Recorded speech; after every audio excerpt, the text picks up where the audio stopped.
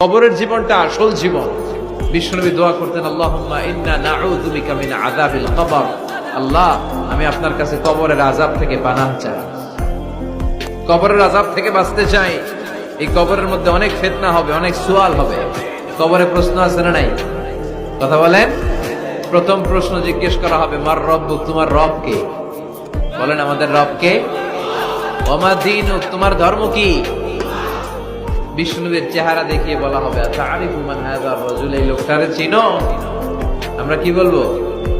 আমরা চিনি, উনি আমাদের প্রিয় রাসূল মুহাম্মদুর রাসূলুল্লাহ সাল্লাল্লাহু আলাইহি ওয়াসাল্লাম। এরপরে জিজ্ঞেস করা হবে, এগুলো কোথা থেকে শিখলা? আমরা বলবো, কোরআন থেকে। ফায়ুফসাহু লাহু কবরুহু ৭০ যিরাআন। সুন্দর সুন্দর উত্তর করতে পারলে আপনার কবরটারে ৭০ হাত লম্বা করে দেয়া হবে। ইফতাহু লাহু বাবুন ইলাল জান্নাহ, জান্নাতের দিকে একটা